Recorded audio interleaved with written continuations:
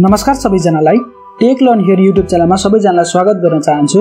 यस भिडियोमा चाहिँ म तपाईहरुले आफ्नो मोबाइल फोन नेपाल टेलिकम्युनिकेसन अथोरिटीमा कसरी दर्ता गर्न सक्नुहुन्छ भनेर सिकाउन गइरहेको छु। साथै तपाईहरुले आफ्नो मोबाइल फोनलाई NTA मा दर्ता गर्दाखेरि कस्तो खालको प्रब्लम आउन सक्छ र त्यो प्रब्लमलाई कसरी तपाईहरुले सल्भ गर्ने भनेर सम्पूर्ण जानकारी दिन गइरहेको छु। त्यसैले यो भिडियो अन्तिमसम्म हेरेर साथ दिनु होला है। यदि तपाईलाई यो भिडियो युजफुल लाग्यो भने यो भिडियोलाई लाइक गर्नु होला र च्यानलमा नयाँ हुनुहुन्छ भने च्यानललाई सब्स्क्राइब गर्नु होला। आउनुहोस् भिडियो सुरु गरौँ। तपाईहरुले आफ्नो मोबाइल फोनलाई NTA मा दर्ता गर्नको लागि चाहिँ आफ्नो मोबाइलको नि प्रयोग गर्न सक्नुहुन्छ अथवा ल्यापटपको नि प्रयोग गर्न सक्नुहुन्छ। मैले चाहिँ यहाँ ल्यापटप प्रयोग गरेको छु, तपाईहरुले यही प्रोसेस मोबाइलबाट पनि फलो गर्न सक्नुहुन्छ। सबैभन्दा सुरुमा तपाईहरुले एउटा ब्राउजर खोल्नु होला। अब यहाँ ब्राउजरमा आइसकेपछि तपाईहरुले NTA को वेबसाइटमा जानुपर्ने हुन्छ। यो लिंकमा तपाईहरु जानु होला eir.nta.gov.np।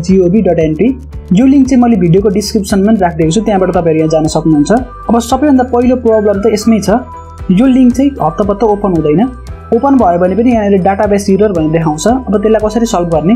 जस्तो मेरो त यहाँनिर ओपन भयो तर तपाईहरुको ओपन भएन, डाटाबेस एरर भनेर आयो भने चाहिँ तपाईले के गर्ने त्यो पनि म तपाईलाई सिकाउँछु। म एकचोटी फेरि ओपन गर्ने ट्राई गर्छु।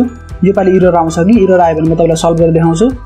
एरर नआए पनि यो लोड हुन चाहिँ एकदमै टाइम लाग्छ, किनभने धेरै जनाले एकै समयमा यो युज गरिरहेको हुन्छ र सायद यसको होस्टिङ पनि त्यति राम्रो छैन, त्यसले गर्दाखेरि यो एकदमै ढिलो ओपन हुन्छ।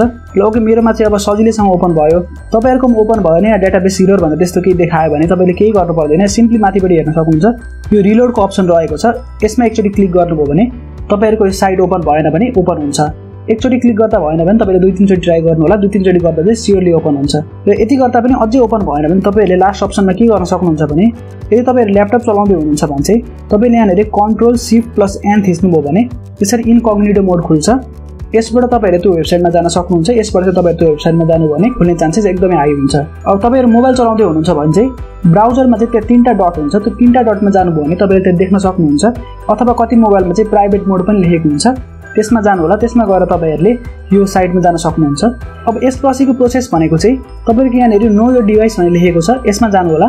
यहाँ पनि सेम प्रब्लम तपाईहरुले फेस गर्न सक्नुहुन्छ। एक त ढिलो लोड हुन्छ अथवा तपाईहरुको डाटाबेस एरर भनेर देखाइदिन्छ। ओके, मेरोमा चाहिँ सजिलैसँग लोड भएको छ। यहाँनेर तपाईले आफ्नो IMEI नम्बर राख्नुपर्ने हुन्छ।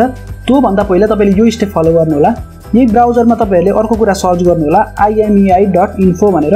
अब यहाँनेर चाहिँ तपाईले आफ्नो IMEI नम्बर राख्नु होला। तपाईहरुले आफ्नो मोबाइलको IMEI नम्बर थाहा छैन भने चाहिँ तपाईहरु आफ्नो मोबाइलको डायल प्याडमा जानु होला। त्यो डायल प्याडमा गएर तपाईहरुले *#06# लेख्नु होला। त्यति लेख्ने बित्तिकै तपाईहरुको अगाडि यहाँनेर र यस्तो इन्टरफेस आउँछ। यहाँनेर तपाईहरुको IMEI नम्बर दिएको हुन्छ। तपाईहरुको मोबाइलमा दुईटा IMEI नम्बर छ भने त्यहाँनेर दुईटा IMEI नम्बर दिएको हुन्छ। त्यसपछि तपाईले यो I am not a robot मा क्लिक गर्नु होला र तपाईले यो चेकमा क्लिक गर्नु होला। अब यस्तो इन्टरफेस आउँछ तपाईहरुको अगाडि। तपाईले जुन मोबाइलको IMEI नम्बर यहाँनेर राख्नु भयो, यदि त्यही मोबाइल सो गरिरहेको छ भने चाहिँ तपाईहरुको मोबाइल रियल छ, तपाईले यो मोबाइललाई चाहिँ NTA मा दर्ता गराउन सक्नुहुन्छ। ओके, अब तपाईहरुको मोबाइल चाहिँ जेन्युइन छ भनेर कन्फर्म भइसकेपछि तपाईहरु यो नेपाल टेलिकम्युनिकेसन अथोरिटीको नो योर डिभाइस भन्ने अप्सनमा जान सक्नुहुन्छ। यहाँ आइसकेपछि तपाईहरुले आफ्नो IMEI नम्बर यहाँ राख्नु होला। यहाँ IMEI नम्बर राखिसकेपछि तपाईले सिम्पली सबमिटमा क्लिक गर्नु होला। यहाँ पनि तपाईले एउटा प्रब्लम फेस गर्न सक्नुहुन्छ, यो लोड नै हुँदैन, यो घुमेको घुमै हुन्छ। यो प्रब्लम सबैले फेस गर्नुहुन्छ। यसको सोलुसन भनेको चाहिँ तपाईले यहाँनेर 2-3 मिनेट वेट गर्नुपर्ने हुन्छ। 2-3 मिनेट वेट गर्ने बित्तिकै यहाँनेर तपाईको यसो रिजल्ट देखाइदिन्छ। म पनि 2-3 मिनेट वेट गर्छु। त्यो वेट गरेको समय चाहिँ म यहाँ स्किप गरिदिन्छु भिडियोमा।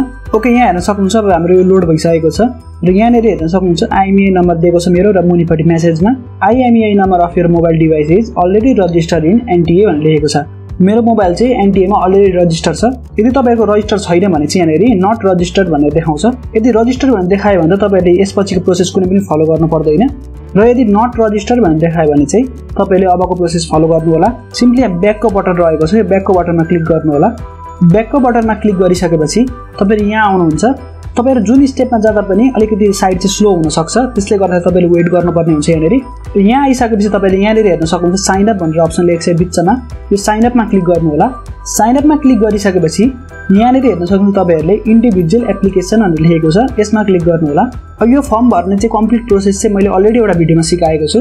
त्यो भिडियोको लिंक चाहिँ मैले माथि आई बटनमा राखिदिएको छु, त्यसमा क्लिक गरेर तपाईहरुले यो प्रोसेस हेर्न सक्नुहुन्छ। तर यस भिडियोमा नि म तपाईहरुलाई यो फर्म भर्ने तरिकाहरु सिकाइदिने छु। अब यो फर्म भर्नको लागि चाहिँ सबैभन्दा सुरुमा हेर्न सक्नुहुन्छ यहाँनेर एप्लिकेन्ट टाइप भनेर लेखेको छ। तपाईहरु नेपाली हो भने यहाँनेर नेपालीमा सिलेक्ट गर्नु होला। तपाईहरु विदेशी हो भने चाहिँ यहाँ फरेनरमा सिलेक्ट गर्नु होला।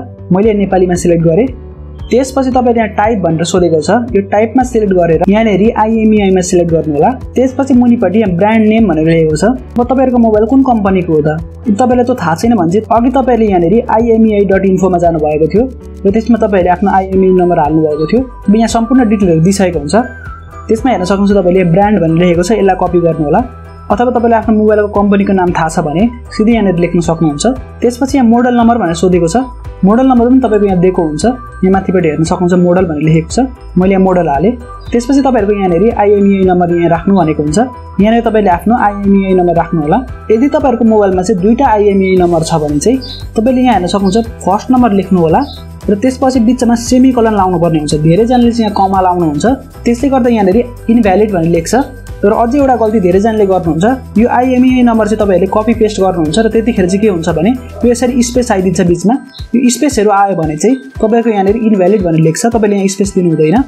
तपाईले स्पेस नदिकन यहाँनेरि लेख्नु पर्ने हुन्छ आफ्नो IMEI नम्बर र तपाईहरुको मोबाइलमा दुईटा IMEI नम्बर छ भने चाहिँ मैले तपाईलाई भनिहाले यो बिचमा सेमिकोलन दिनु होला र दुईटै IMEI नम्बर तपाईले यहाँ रजिस्टर गर्नुपर्ने हुन्छ एउटा मात्र गर्नु भने तपाईहरुको मोबाइलमा एउटा मात्र सिम चल्छ र मुनिपटि एप्लिकेन्ट नेम भनेर लेखेको छ यसमा क्लिक गरेर आफ्नो नाम लेख्नु होला र त्यसपछि यहाँनेरि एप्लिकेन्ट एड्रेस भनेर लेखेको छ यहाँनेर तपाईले आफ्नो एड्रेस दिनु होला र मुनिपटि कन्ट्याक्ट नम्बर भनेर लेखेको छ यहाँनेर तपाईले आफ्नो कन्ट्याक्ट नम्बर दिनु होला त्यति दिइसकेपछि मुनिपटि हेर्न सक्नुहुन्छ आईडी नम्बर भनेको छ अब यो आईडी नम्बरमा चाहिँ तपाईहरुले आफ्नो नागरिकताको नम्बर दिन सक्नुहुन्छ अथवा लाइसेन्सको नम्बर दिन सक्नुहुन्छ अथवा पासपोर्टको नम्बर दिन सक्नुहुन्छ तपाईहरुसँग जे छ त्यो नम्बर तपाईले यहाँ दिनु होला यति गरिसकेपछि मुनिपटि हेर्न सक्नुहुन्छ यहाँनेरि attachment of citizen or other ID card भनेर लेखेको छ माथि तपाईले जुनको आईडी नम्बर दिनुभयो त्यही तपाईले यहाँ एट्याच गर्दा बेस्ट हुन्छ जस्तो तपाईले यहाँ सिटिजनशिप राख्न खोज्दै हुनुहुन्छ भने चाहिँ तपाईले यहाँ सिटिजनशिप भनेर लेख्नु पर्ने हुन्छ र त्यसपछि तपाईले यहाँ चुज फाइलमा क्लिक गरेर यहाँबाट तपाईले आफ्नो सिटिजनशिपलाई सिलेक्ट गर्नुपर्ने हुन्छ सिटिजनशिपको चाहिँ तपाईले अगाडि र पछाडी दुईटै राख्नुपर्ने हुन्छ त्यसले गर्दा के गर्न सक्नुहुन्छ भने तपाईहरुले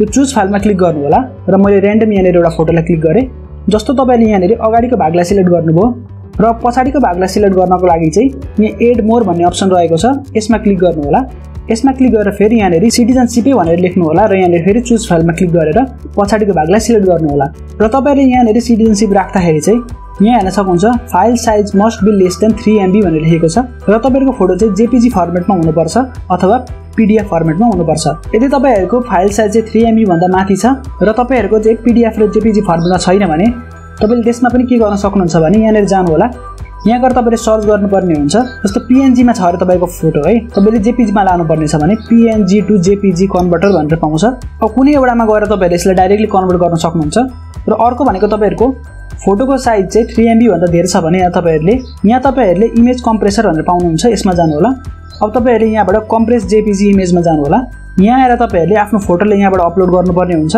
र त्यसपछि तपाईहरुले कम्प्रेस गर्नु होला र कम्प्रेस गरिसकेपछि तपाईहरुको 3 MB भन्दा कम राखिसकेपछि तपाईले यहाँनेरि त्यसलाई अपलोड गर्न सक्नुहुन्छ र लास्टमा तपाईले यहाँ आफ्नो इमेल आईडी हाल्नु होला र त्यसपछि सबमिटमा क्लिक गर्नु होला यति गरिसकेपछि तपाईहरुको मोबाइल चाहिँ अब रजिस्टर भयो कि भएन भने तपाईले चेक गर्नुपर्ने हुन्छ त्यसको लागि फेरि तपाईहरु कहाँ जानुपर्ने हुन्छ भने त्यही अहिलेको नो योर डिभाइसमा जानुपर्ने हुन्छ यहाँ आएर फेरि तपाईहरुले चाहिँ आफ्नो IMEI नम्बर हाल्नु होला IMEI नम्बर हालिसकेर तपाईले सबमिटमा क्लिक गरेर त्यसपछि तपाईहरुको यहाँनेरि IMEI नम्बर रजिस्टर भनेर देखाउँछ यति प्रोसेस तपाईहरुले फलो गरिसकेपछि तपाईहरुको मोबाइल NTA मा सक्सेसफुली रजिस्टर हुन्छ आशा छ यो भिडियो तपाईहरुलाई मन पर्यो होला यो भिडियो मन पर्यो भने भिडियोलाई लाइक गर्नु होला च्यानललाई सब्स्क्राइब गर्नु होला र अरु कुनै प्रतिक्रिया भए मुनि कमेन्ट गर्न नबिर्सिनु होला म भेट्छु तपाईहरुलाई अर्को भिडियोमा त्यतिन्जेलको लागि मलाई बिदा दिनुहोस् धन्यवाद